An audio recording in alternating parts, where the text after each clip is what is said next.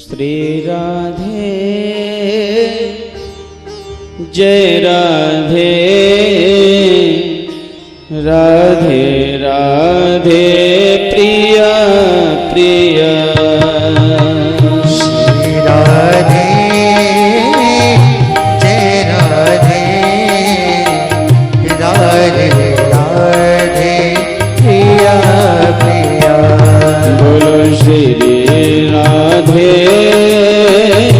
जय राधे राधे राधे प्रिया प्रिया। श्री राधे जय राधे राधे राधे प्रिया प्रिया। जय राधे राधे प्रिया प्रिया। जय राधे राधे प्रिया प्रिया। जय श्यामा श्यामा प्रिया प्रिया। जय श्यामा श्यामा प्रिया प्रिया। बोलो श्री राधे जय राधे राधे राधे प्रिया प्रिया। श्री राधे जय राधे राधे राधे प्रिया प्रिया। जय राधे राधे प्रिया प्रिया। जय राधे राधे प्रिया प्रिया।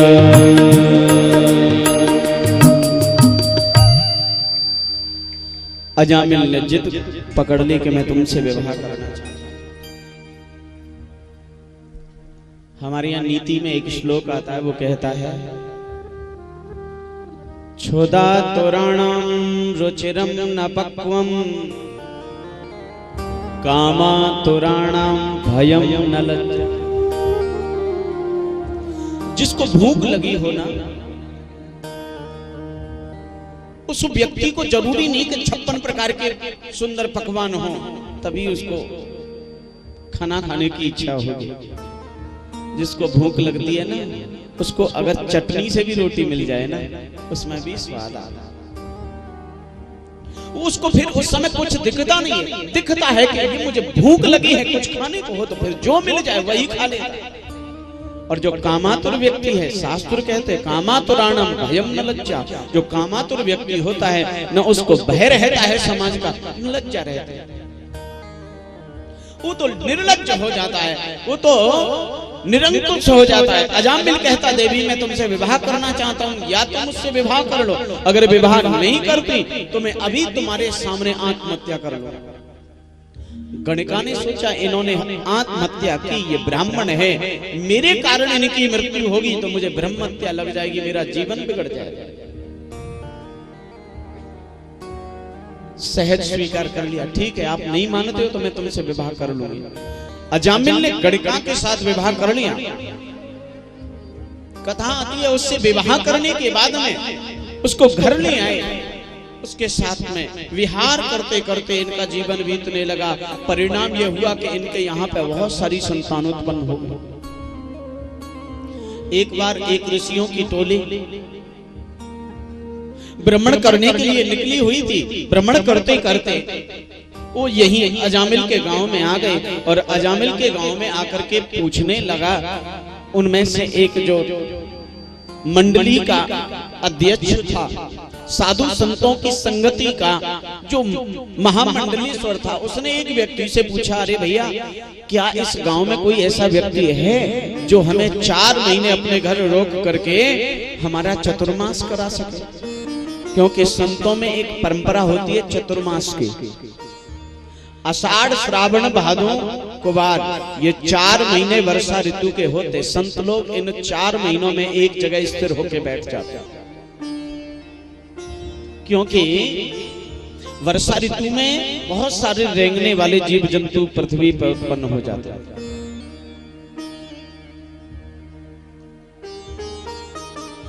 वो रेंगने वाले जीव हमारे पैरों से मर न जाएं, पाप न लग जाए, इसलिए संत लोग एक जगह आश्रम कुटिया बना करके रहते कि 4 महीने हम साधना करेंगे, एक जगह रुक जाएंगे, ज्यादा चलेंगे फिरेंगे नहीं, घूमेंगे नहीं, ताकि हमसे जीव हत्या ना हो। वर्षा ऋतु में आपने सबने देखा होगा, रेंगने वाले जीव जंतु, वो गिजाई, केंचुआ, राम की गुड़िया और भी बहुत सारे जीव जंतु पैदा हुए। तो पूछा भैया कोई इस गांव में हमारा चतुर्मास करा सकता है? एक शरारती स्वभाव का व्यक्ति वहां खड़ा था, वो बोला महाराज मैं बताऊं।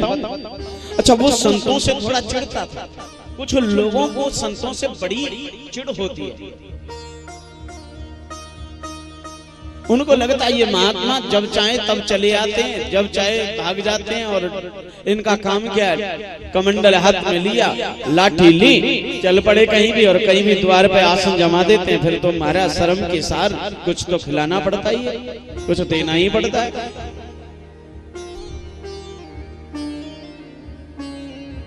तो कथा आती है कि महाराज उस शरारती व्यक्ति ने बोल दिया, महाराज एक अजामिल नाम के पंडित जी हैं, उनके यहाँ चले जाओ, 4 महीने खूब सेवा करेंगे तुम्हें। कह दो प्रेम से। अब तुम जानते होंगे कि शरारती आदमी तो ऐसे ही भेज दिया अजामिल के यहाँ। आ गए, आकर के दरवाजा खटखटाया, देवी ने गणिका ने दरवाजा खोला और कहा महाराज कहिए भिक्षा में क्या चाहिए, अन्न चाहिए, आटा चाहिए, पैसा चाहिए, आभूषण चाहिए, भोजन चाहिए, फल चाहिए, क्या चाहिए? कहा न भोजन चाहिए न कुछ और चाहिए, हमें तो 4 महीने आपके यहाँ रुक करके चतुर्मास करना है, ये कामना लेके आए हैं। क्या ये अजामिल का घर है? बोले हाँ है तो अजामिल का घर। तो हमने सुना है अजामिल बड़े सज्जन है। कह दो प्रेम से।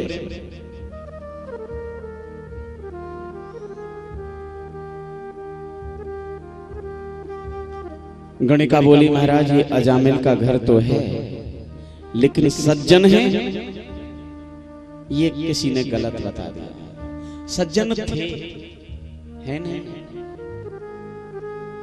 अब तो उन्होंने जब से मुझसे विवाह किया सज्जनता खत्म।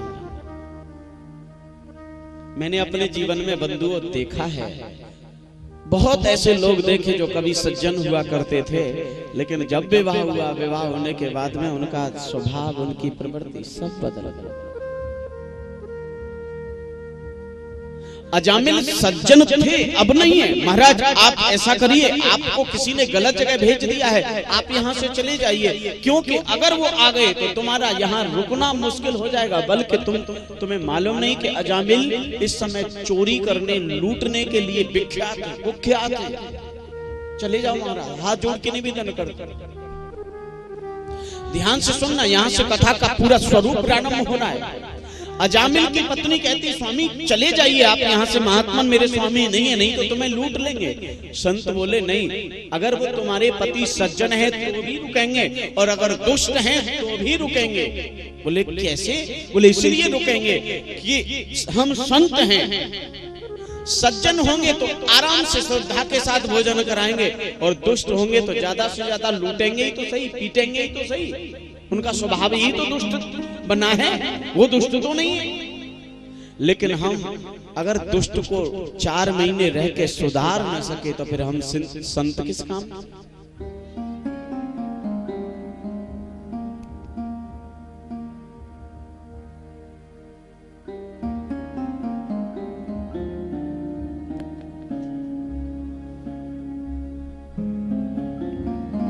संत का स्वभाव ही ऐसा है जो दुष्ट को शुद्ध कर दे।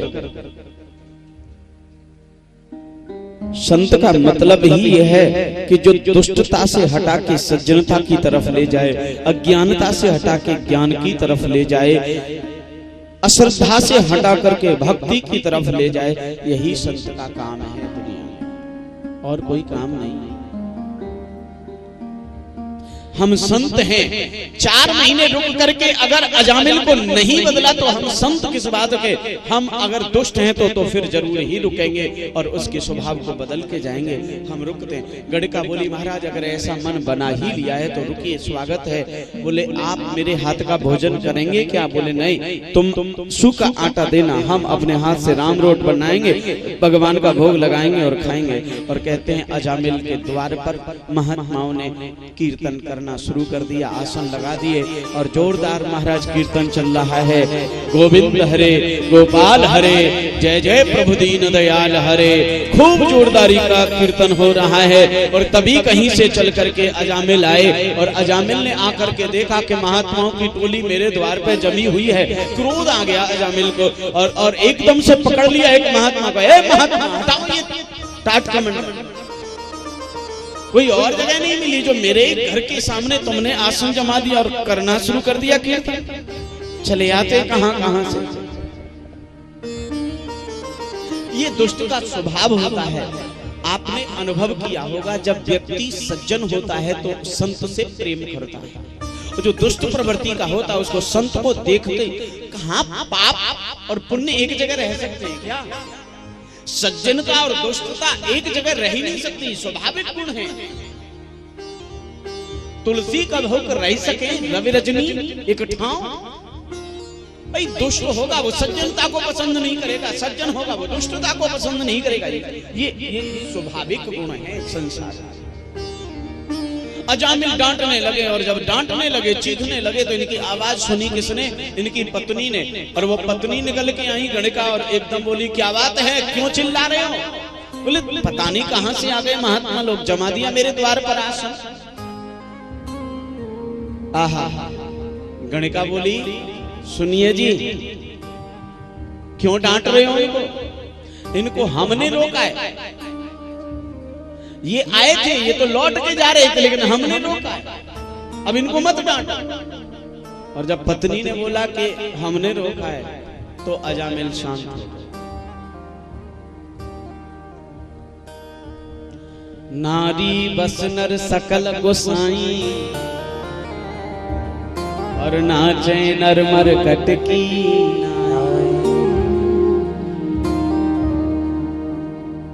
स्त्री के सामने महाराज शांत हो गए अजामिल, क्योंकि नारी के बस में आदमी ऐसा हो जाता है आज के विशेषकर युग में कि बंधुओं बंदर की तरह, जैसे मदारी बंदर को नचाता है ना वैसे नाचता है।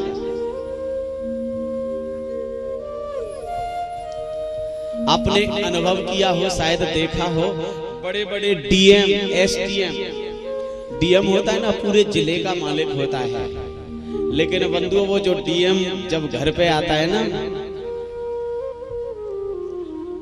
उस डीएम के सामने ऑफिस में अनेक नौकर चाकर होते, लेकिन वो जब घर लौट के आता है ना तो घर पे बंधुओं डीएम चपरासी बन जाता है।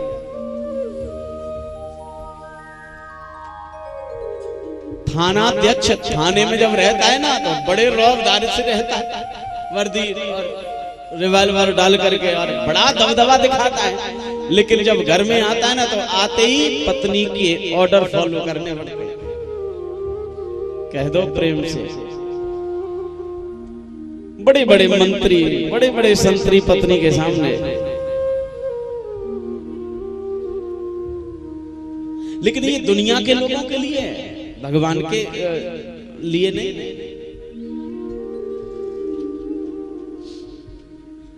कथा आती है कि बंधु अजामिल बोले अगर तुमने रोका है तो कोई बात नहीं है। अजामिल के यहाँ 4 महीने वो संत रुके और 4 महीने खूब भजन किया। 4 महीने बाद में महात्मा लोग लौट करके जब जाने लगे तो कथा आती है, चलते चलते अजामिल की पत्नी गणिका से बोले, महात्मा लोग, देवी तुमने 4 महीने हमें भोजन कराया, भोजन कराने के बाद ये नियम कहता है, ध्यान देना, किसी संत को, किसी ब्राह्मण को, किसी भक्त को अपने घर पे अगर भोजन कराते हो तो भोजन के बाद में दक्षिणा जरूर देनी चाहिए। हमारे एक सज्जन संत थे, बड़े दिव्य संत थे, श्री भगवत दास त्यागी जी महाराज, वो तो कहते थे किसी महात्मा को भोजन कराओ, किसी ब्राह्मण को भोजन कराओ तो भोजन के बाद में दांत घिसाई जरूर। अरे भाई, चक्की पे आटा पिसाने जाते हो कि नहीं? आटा पीसने वाला चक्की से जब आटा पीसता है तो पिसाई लेता है क्या? वो कहते थे, मैं नहीं कह रहा हूं, वो महात्मा कहते हैं। ऐसे ही अपने दांतों से महात्मा लोग जब भोजन को पीस पीस के तुम्हारे को पचा रहे हैं तो फिर उनकी दांत की सही तो बनती है ना। कह दो प्रेम से। एक बात कहूं, यहाँ कंजूस बहुत है। राधे राधे बोलने में कछु जेब को पैसा ना है खर्च है रो, जयकारे में तो जोर लगा दो करो ताकि हमें भी कथा में जोश आ जाए। आप शांत बैठे तो हमारी भी कथा शांत चलती रहेगी। जय जय श्री राधे। 4 महीने तुमने भोजन कराया है गणिका, इसलिए अब दक्षिणा तो दो। अजामिल भी वहीं खड़े थे। अजामिल मन ही मन कह रहे हैं, वो तो खैर मनाओ, तुम्हें मेरी बहू ने रोका है। अगर इसने नहीं रोका होता ना तो ऐसी दक्षिणा देता कि तुम जिंदगी भर याद रखते। अब खैर इसी में है कि तुम यहां से पधार जाओ। लेकिन गणिका बोली, नहीं महाराज, आप जो दक्षिणा में चाहते हो मैं दूंगी, बताइए क्या चाहिए आपको दक्षिणा में। वो महात्मा लोग बोले, एक ही वस्तु दक्षिणा में चाहिए, वो है अगर तुम्हारे यहाँ पर अब किस संतान के रूप में बेटी हो तो उसका नाम गंगा रख लेना, और बेटा हो तो उसका नाम नारायण रख लेना। यही हमारी दक्षिणा है। बैसिया बोली, महाराज बिल्कुल ऐसा ही करेंगे। कथा आती है, संत तो चले गए, गणिका के एक पुत्र ने जन्म लिया। जब पुत्र ने जन्म लिया तो इसका नाम रखा नारायण। और मजे की बात देखो, नारायण सबसे छोटा बेटा, लेकिन अजामिल को सबसे ज्यादा प्रेम इसी बच्चे से। कोई भी काम हो, बेटा नारायण यहाँ आओ, बेटा नारायण वहां जाओ। नारायण को हर कार्य के लिए स्मरण करना, नारायण को हर कार्य के लिए प्रेरित करना। उनके जीवन के अंग प्रत्यंग, हर क्षण, हर मुहूर्त, हर पहर में नारायण की ही चर्चा आती रहे। परिणाम ये हुआ, धीरे धीरे अजामिल की उम्र गुजरी और एक दिन इनकी मृत्यु निकट आ गई। और मृत्यु जब निकट आई तो बंधु अजामिल के प्राण निकलने लगे। और प्राण निकले तो यम के दूत इनके प्राणों को खींचने के लिए आ गए। और यम के दूत इनके प्राणों को खींच रहे हैं। जरा बड़े भाव से बंधु कथा को श्रवण कीजिएगा। ये यम के दूतों के द्वारा प्राण जब खींचने लगे तो ये चिल्लाने लगा, चीखने लगा, नारायण बचाओ, नारायण बचाओ, रक्षमां नारायणम, रक्षमां नारायणम। ये चीखने लगा, चिल्लाने लगा, क्योंकि मरते हुए प्राण निकलते तो आदमी छटपटाता और किसी को याद करता, वो अपने बेटे को याद करता, नारायण को। और तभी ये आवाज बंधु भगवान नारायण के कानों में भी पहुंच गई। और मरते मरते अगर कोई भगवान को पुकार ले, जीवन भर कभी कोई पुकारे न पुकारे, लेकिन अगर मरते समय किसी ने परमात्मा को याद कर लिया, परमात्मा को दर्शन कर लिया, परमात्मा का स्मरण कर लिया, उनको पुकार लिया, तो जीवन में भले ही कुछ किया हो, लेकिन मरते समय अंत मति सो गति। फिर मेरे प्यारे, जो आदमी जैसी मति का रहता, जैसा सोचता, जैसा मनन करता, जिसको याद करता, वही बन जाता। और नारायण को याद किया तो नारायण स्वाभाविक है कि नारायण ही तो बनेंगे। देखिए, आपको मैं उदाहरण से समझाऊं। लोहा होता है ना, लोहे को खूब गर्म करो या ठंडा करो, गर्म करो, ठंडा करो, गर्म करो, ठंडा करो, लेकिन गर्म करने के बाद अंत में जिस पात्र में आप लोहे को डाल दोगे, वो लोहा उसी पात्र की आकृति धारण कर लेता है। जो पात्र बनाओ उसी पात्र के आकृति को धारण कर लेता है। क्यों? क्योंकि अंत समय पर जहां व्यक्ति की सोच प्रवृत्ति होती है, धारणा होती है, ध्यान होता है, वही रूप जीव को मिलता है। आपके ज्ञानार्थ बता दूं, बहुत समझने की कथा है कि जीवन में तुमने क्या किया उस पर महत्व मत देना, कम से कम मरते समय तो उस परमात्मा का स्मरण कर लेना, क्योंकि कोटि कोटि मुनि जतन कराई, अंत राम कहे आवत। करोड़ों प्रयास करते संत लोग के मरते समय भगवान का नाम मुख से निकल जाए, लेकिन आदमी का नाम मुख से निकलता परमात्मा का कहां। आदमी का तो ध्यान वहां जाता जहां जीवन भर जो काम किया। कह दो प्रेम से। एक बहुत पुराना संत लोग दृष्टांत सुनाते थे, जीवन में तुमने क्या किया उस पर कोई महत्व नहीं होना चाहिए, मरते समय क्या कर रहे हो उस पर महत्व होना चाहिए। नारायण को पुकारा तो भगवान नारायण ने आवाज सुनी और तुरंत अपने दूतों को भेजा, जाओ मेरा कोई भक्त मेरे को पुकार रहा है रक्षा के लिए। नारायण भगवान के दूत आए और यहाँ पर नारायण के दूतों में और यम के दूतों में बड़ा शास्त्रार्थ हुआ। यम के दूत कहते, महाराज हम इसको लेकर के नरक जा रहे हैं, क्योंकि जीवन भर इसने पाप किया, चोरी की, डकैती की, ब्राह्मण होके वैश्या से विवाह किया, झूठ बोला, संतों को कष्ट दिया, इतने सारे कुकर्म हैं इसके कि इसको नरक मिलेगा, घोर नरक। नारायण के दूत बोले छोड़ दो इसको, ये नरक नहीं जाएगा, ये तो भगवान के धाम जाएगा। बोले क्या कहते हो महाराज, ये और भगवान के धाम? महापापी है, पूरे जीवन पाप किया इसने। नारायण के दूत बोले ठीक है इसने पूरे जीवन पाप किया, लेकिन अंत समय तो भगवान को याद कर लिया है? भाई कोई लड़का मंथली टेस्ट में फेल हो जाए, क्वार्टरली एग्जाम में कम नंबर लेके पास हो, ग्रेस के साथ पास हो, लेकिन एनुअल एग्जाम जो मुख्य परीक्षा होती है, वार्षिक परीक्षा होती है, उसमें वो 90% नंबर प्राप्त करे, तो क्या अध्यापक उसको फेल करेगा? कि ये तो साल भर फेल होता रहा है, कम नंबर लाता रहा। अरे साल में कितने नंबर लाया ये महत्वपूर्ण नहीं है, महत्वपूर्ण है कि वो एनुअल एग्जाम में कितने नंबर लाया है। वो 90% अंक लेके बहुत अच्छी पोजीशन प्राप्त किया है, तो उसको मास्टर फेल नहीं कर सकता, पास ही करना पड़ेगा। ऐसे जीवन भर तुमने क्या किया उस पर ध्यान मत देना, जो हो चुका सो हो गया। अब आगे के जीवन को भगवान के भजन में लगा दे। कथा आती है आगे के जीवन में, बस अब क्या करना है, भगवान का नाम मुख से लिया है इसलिए कल्याण होना ही है। खूब शास्त्रार्थ हुआ, अंत में यम के दूतों को भागना पड़ा। नारायण भगवान के दूतों ने इसको लिया, इसकी जीवात्मा को लेकर के भगवान के धाम को गए।